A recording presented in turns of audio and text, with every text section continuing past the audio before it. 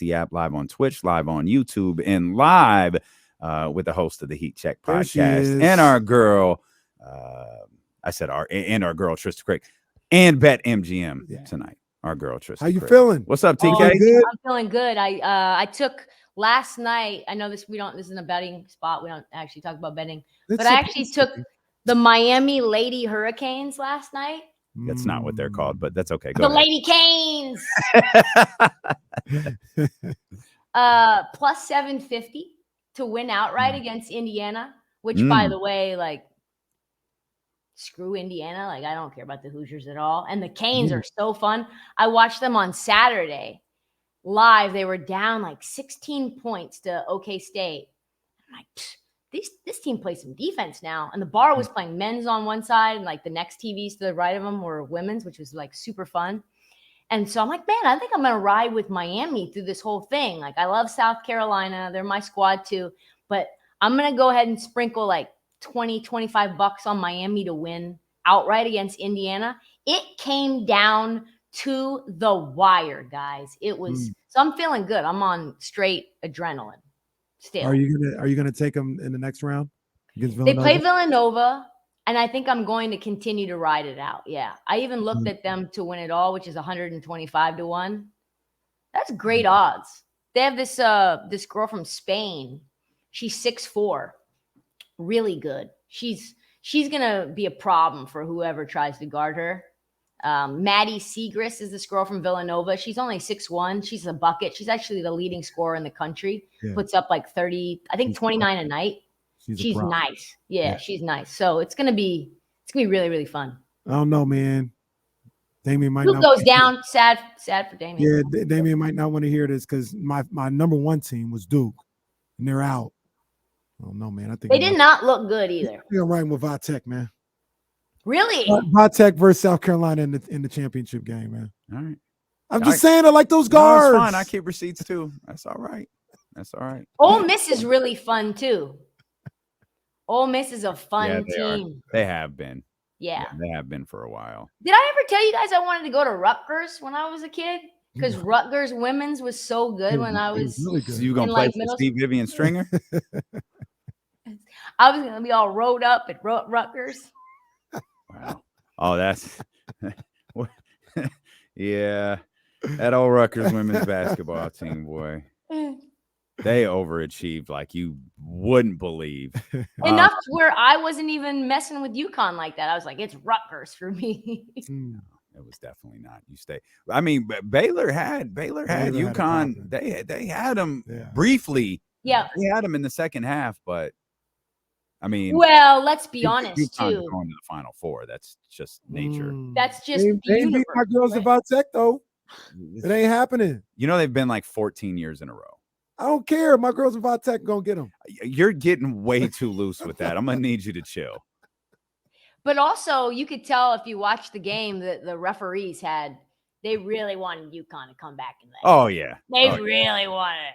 I think one gave a fist pump when a three. Yeah. Oh, take it, AZ. Let's go. That's my girl, AZ Fudge. She's bad. Yeah. And if Paige was there, I'd probably feel a little different about UConn. Because Paige, that's my girl right there. Let me ask you guys this. I was talking to somebody about it the other day. If Caitlin Clark was a senior right now and not a junior. No, she's a junior. She'll be back next year. No, junior. So if Caitlin Clark and Paige were both in the same draft class, who would go first overall? Probably Paige. Yeah. You think so? Even with the injury history? You get the UConn rub first. I mean, you get the UConn rub first. You're bringing up a great point with the injury history. Because she's been significantly injured now twice. Yeah, in 2 straight years. Yeah. And Caitlin Clark might be one of the best shooters on the planet. Yeah, she's insane. And if you look at her from freshman year all the way to now, she's just been averaging 27 every single year. Mm-hmm. I'll say this, and this kind of goes away from your question. You have to factor in the injuries. But if there were no injuries for Paige, I take Paige is one of the coldest women players I've seen in a long time. Yeah. She is so. Would you take her over Arike Ogunbowale? Yes. Yeah. Paige is That's tough for me. I think that really. That's tough for I me. think I would do that easily. No, Arike is a dog though. Oh no, she absolutely is. I don't know. I have like a stylistic thing too. You know. Yeah. I think I do like too. Sabrina more than I like Paige. I do too. Sabrina's And bad. like, so like this brings it Sabrina's all bad. back together. Like, what I tell you, one of the first times I really watched Paige, I was like, kind of reminds me of Kyrie out there. Yeah. And I love watching Kyrie play basketball. So that's probably where my love for Paige comes as well. But like, she plays like that. I think we're seeing a surge for women's basketball. Absolutely. The like seeding, the selection Sunday for women's, 1.5 million people watched that. And Which that is wasn't a good show. Crazy. Must have been a good show. Yeah, I said no, it wasn't. I watched it and I was frustrated with all of them, except my girl Carolyn. That was a frustrating show. Yeah, it's women the talent in the women's game is like sky high right now. And Juju's on her way. Yeah. Juju is on her way. Juju's the one they might change rules for. They'd be like, y'all can't get drafted till your 4th year, except her. She can get drafted now. Y'all can't. Like, she's gonna be on she's gonna have a gold medal before she's Zaya Cook is cold too. Mm-hmm. Zaya Cook is one of my favorites. Is your lip okay? I feel like you're favoring it, and I just want you to know we can't see it at all. It's better now. So the only reason you're even asking is because you listen to the podcast. Of course. So always. Did you tell Kenny or is it a surprise? I didn't. No, I hear the story. I was saving it for you. All right. So you guys know I have a rescue dog, right? Mm-hmm. She loves me. I love her. We've been together since she was 6 months old. And the connection's deep. But for whatever reason, over the last 3 years, she's just gotten really, all of a sudden she'll just flash. And then she's not a dog anymore. She's a wild animal. And I'm not her owner anymore. I'm just an attacker, or I'm in her way or whatever. So we're playing on the bed. I'm about to make the bed. And she was totally fine. She's on her side. She's laying there. I'm petting her. And then I did this to the scruff of her neck just to play. And she just, and then I backed up like this. And she came a second time. Gosh. And dug her tooth into my lip where the piece of skin was hanging. I had to figure out a way to get it off. I bled out for an hour straight. And she was whining. She felt so bad. She was so ashamed. She's shaking. She just felt so bad. She's been so nice ever since, too. Because I was like, oh, Emma, she's never done that before. So yeah, I've been super self-conscious because in all my TikTok videos, everybody's like, what's on your lip? And I'm like, oh, everybody's going to think I have a cold sore, AKA not a cold, you know what I mean? Yeah. And that's one of my greatest fears on earth is that. Something uncurable. I've had 2 dogs in my life. I loved them. Shout out Casey. Shout out Max. Dog's name was Casey. Yeah. Wow, that's foul. Well, no, I was 11, and it was named after Kenny and Cheryl. Okay. He came from. Loved my dogs, but that's one of the reasons why I don't want any animals. I don't. Jim Mora, we think we know, but we really don't know. You just never know. You never know. Sigmund and Freud. It's you have a tiger. You've been raising this tiger for all this time, and now all of a sudden you're mauled. She's only 12 pounds, so how bad could it really be? Yeah, but it's a tiger. It's just I don't care. It's a tiger. Yep. Dogs are the best of the bunch. They are, but I don't know. You know, I'm nervous by nature. So, Which is really off-brand. Group from the 90s, by the way. Nervous by nature. Nervous, but that's Kenny's rap group. If you ever have one. Group, yep. That's very out of your character though, because if I was to say one of you guys were more nervous or high strung, I would be more thinking Damien would be high strung, and you, Kenny, would be like, "Oh, it's fine. That's only when it comes to the show. Yeah, no, I'm very cautious. I'm very, very cautious. I'm very cautious. I don't like roller coasters. I don't like heights. I don't drive fast. I don't. Mm. The other day I had to drive fast, and Damien was like, "What the hell?" No, no. What did I say when I got out of the car? I said, "That's how you drive." That's what I said. I don't know what street we were driving down. We were down. I was like, White Kenny, we on it. We parked, and I did like Will Smith in Bad Boys 2. That's how you drive.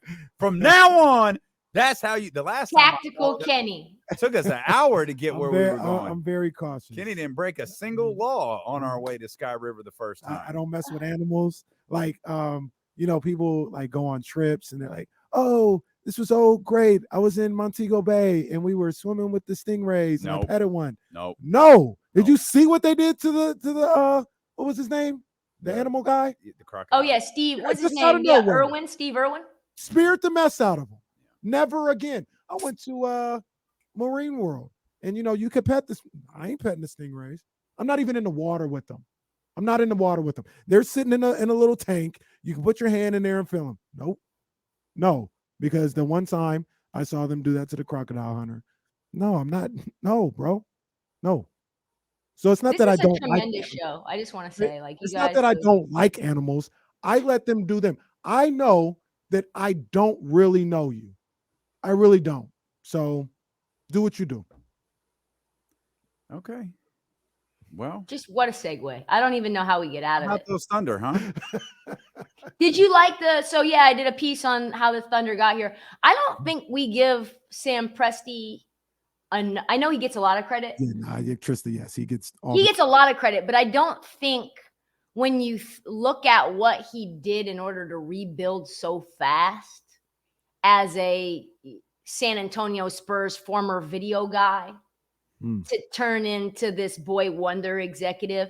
And it's not just that he's rebuilt them, because he's rebuilt them in a way where it's like, for example, think about the Jalen Williams pick. This is one of the best stories of the draft, I think, last draft. Mm-hmm. So he has the 12th overall pick, right? He has the number 2 pick and he has the 12th pick. Mm-hmm. And he's getting nervous around pick 9 that someone's going to take Jalen Williams out of Santa Clara. He's saying, I think someone's going to snake us. So he trades to get the 11th pick and takes Ousmane Dieng. And the reason that he took Ousmane Dieng instead of Jalen Williams was because he was worried that, there's all kinds of situations where a trade falls apart. He didn't want Jalen Williams to go to whoever his trade partner was to basically tap into his intellectual property and something fall through. So he's like, no matter what, I'm going to take Jalen Williams at 12 and I'll draft my next guy on the board at 11, which is just like 3D chess. So that part's really interesting to me. But more so, what I think is even more impressive, and I didn't mention this on the podcast, but it's worth mentioning, is he has built up all of this like social goodwill and capital within the league, where because they have so much salary cap, they're willing to take on, these random players to make deals work. One, because they think that they can flip them for more picks, but also because it makes other teams more willing to deal with them moving forward in the future, right? They're known to be treating their players really well. So how different is that in comparison to, like, say, a Danny Ainge, which is known for being a deal maker as well, but his whole mindset is, how can I screw you? And it feels like Sam Presti's mindset is like, how can I get what I want, you get what you want, and me can continually build a contender along the way. No, he's really good. He is really good at this. I think he could be the best GM in the league. This is the second time he's done this, right? Yes. He's done it on a couple of different occasions, man. So he's really good. To turn Paul George into 4 first-round picks and Shea is like 8 first-round picks for Paul George. No, he bodied that whole situation. Getting SGA in there, he bodied it. And knowing he had the Clippers just dead to rights the second they came to him. Like, you need me to do this so bad that I can get anything I want from you. And I'll say this, probably worked out for both teams. Sure. Like, the Clippers are a championship contender just like they want it to be. If Kawhi Leonard doesn't tear his ACL against Utah, maybe they win a title that year. If there is no pandemic, maybe they win a title that year. You never know. But they're in the conversation, and that's all you can ask for when you make that deal. Well, and Kawhi didn't want to do it without Paul George. And you get Russell Westbrook, who wanted to play with Kawhi anyway. Finally happens multiple years later. So, yeah, I mean, I think what you're seeing is a Thunder team that's really ready to compete very soon. Yeah. Very, very soon. You look at the role players that they have, and they're all putting up numbers. So here's the deal, Trysta. This is what I always say. I've been saying it since he's been stockpiling these picks. I'll say the same thing for Utah. If I'm every other GM in the league, I never make a deal with the Thunder or the Jazz. Never. Not for none of their picks. You're going to have to draft all 20 of those picks and figure out what you're doing with the roster. I would never, at this point, it's all cute when you accumulate them and you be like, yeah, I could just move these picks. No, I don't want your picks. Draft them all and figure out your roster at that point. Well, and at that point, you have $55 million in cap space as well, right? Like he's figured out a way. You might have to cut Jalen Williams. You might have to cut him. You also took on, think about this, like you took you took Al Horford, for example. You took Kemba Walker, for example. And you do that with those teams because you're doing them a solid so that eventually when you need something for them, they play ball with you. Because without Kemba Walker getting to the Thunder or Al Horford getting to the Thunder, those deals just simply don't happen, right? Like you need that team that has that plethora of cap space to basically take your trash and hold it for you for a while. Mm-hmm. OKC, Utah, brighter future. OKC. A lot brighter? Like clearly? Okay. I think clearly because of their guard play. Mm-hmm. Sure. Right? Because of the guard play.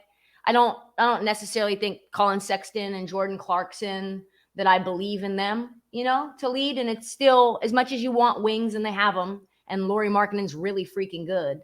And I love Ochai Agbaji. I wanted Portland to get him. I think it would have been a little bit of a reach, but Ochai Agbaji was a steal in that draft for Cleveland to get him, right? They just have a lot. Walker Kessler as well, I think is better potentially than maybe Rudy Gobert now in terms of what he can give you. Right the second, I really like what both teams are doing. However, I think that OKC is longer.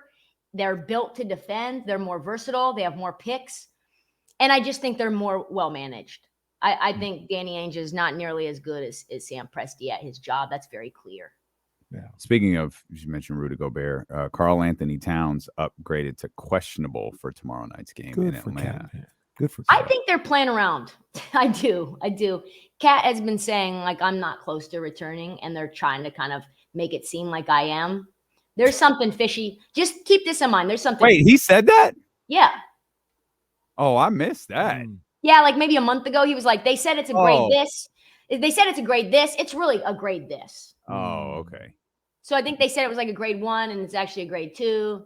And he was like, they say I'm supposed to be back in this timeline. I'm not going to be back in this timeline. And then like 2 days ago, they said Cat was indefinite to come back. And now they're saying, oh, maybe he's back Wednesday. There's something fishy going on with this. In my opinion, there's something weird there. Minnesota's so screwed. They're so screwed. What? Oh, yeah. They're cooked. I saw you chiming in a little bit in the chatty house when I asked the question about like next year. Like, once again, this is before free agency and the draft. Who knows what's going to happen? But if you had to, pick a team to get in the top 6 that isn't in there now, I asked Damian, and I said the Lakers or the Thunder are really the only ones that have a chance. I don't think anybody not in the top 6 makes the top 6 next year. Think about this, though, how crazy it is that you're saying this as a Kings fan. Yeah. That came out of nowhere. If you would have asked me last year, I would have said the same. Well, it's the same thing, but I wouldn't have thought the Kings would be in the top 6. Right. That's what I'm saying is that it's really, really hard for us to see something happening in the future that isn't happening now. Right. Like to say, if someone told you guys the Kings are going to be flirting with the 1 seed in the West with 15 games left to go, you would have said, that's real cute. That's not true at all. Right? You would have said, okay, well, maybe 7 seed, 6 seed would be a really great story for us. But to be sitting at 3 for pretty much the entire season after the Pelicans fell off a cliff. Shows you that a team really is closer than you think to being right there. And also on the flip side, teams are closer to being a disaster than you think as well. For example, I could see Denver falling off, just like Utah did. Think about this. Utah was the 1 seed. Utah looked like the most prolific offense in NBA history. They had the defensive player of the year. They had one of the top shooting guards. I know we got to go. Do we got to go? No. I saw you look at the time. Sorry. So you had one of the most, I'm trying to be respectful. So you had one of the best shooting guards in the league. Why? Why would you be any different than you are today? Yeah, what are we doing? So, and then they all of a sudden sort of just disintegrated, like basically right before our very eyes. We have watched it melt down in real time, which is something that I think could happen very likely in this playoffs. And then you see the destruction where the coach ends up going. You have multiple players who either end up getting moved or they show themselves to be having some injury issues like Joe Ingles did. I think Michael Porter Jr., keep an eye on him. I don't think, I've heard some things from people in the medical community that he's like not able to fully move his ankle and feet, that he's got like orthopedic support in his shoes, not able to push off the same way. Like his health is something to monitor.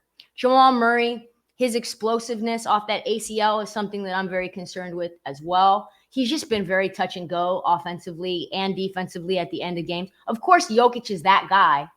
He's a guy you want to keep around, but so is Donovan Mitchell. I'm not saying that they're going to like implode completely, but would I be shocked if something happens where Michael Malone gets fired, if they get bounced out of the first round, they play the Lakers and get bounced in 6? What happens? What do they do? Do they move players? I hope they take that MVP trophy that they are allegedly going to give Nikola Jokic back. Can you guys see like in your mind and your I don't like Denver. I absolutely can see it. I said Memphis if one team fell out. And really that's what we're talking about. Like one team falling out. Because Utah's the only one not in there from last year. Is that right? Or no, the Clippers weren't in there, but they Mavs didn't play with Kawhi all year. Mavs as well. Mavs. So there's a couple. There's actually a couple. I'll take that back. Yeah, and there's more ebbing and flowing than you think, right? The Mavs look like they were going to be a contender for a while, and then you lose Jalen Brunson. You pick up Christian Wood. That looks awful. You're going to lose him and Kyrie most likely in the offseason. What do you have? No picks. You've got no defense, and you've got Luka. Maybe they move Luka at some point to a place that's, I don't know, maybe like OKC. I don't know. And now you've got a lot of changing pieces that turn a team into being like right there. Like Malik Monk was and Kevin Huerter were huge game changers for this Kings team. It's really hard to forecast that in the future and say, no, that's not possible. Yeah, there's so much the Kings have to do this offseason too. Malik and Kevin Huerter are fine. Domas is fine. It's going to be a tense year for a lot of Kings fans just because of Domantas Sabonis' contract situation. But you've got Trey Lyles, who's been really beneficial for Sacramento. You got Harrison Barnes, who was finally a free agent. You got Terrence Davis, a guy who has stepped in and done a lot of key role players. Like we talk a lot about the bench, Trysta, and how the second unit could be the difference between this team making the playoffs and this team advancing in the playoffs. And a lot of those guys are going to be free agents next year or this offseason. And it's what does that all lead to for Sacramento this offseason, and what does it lead to for them next year? Mm-hmm. Because so many things kind of fell into place for them to be here at the third spot that, you want to take a firmer stance of who you are to where things aren't falling into place. Like you're pushing everything out of the way. Yeah. Right now, the Kings are like this really this plant that's flourishing, right? And it's a young plant and it's producing fruit right away, earlier than expected, but its roots aren't really firmly in the soil yet. And it could take one little thing to rip it out of the roots and have you start again. That would be obviously an awful situation. So you need to try to fertilize this and make sure that it's like more rooted where you've got sustainable growth moving forward. I really like the OG and Anunoby thought. I know that they've been linked. OG's not happy in Toronto, man. He's not. Masai's holding on to him for dear life.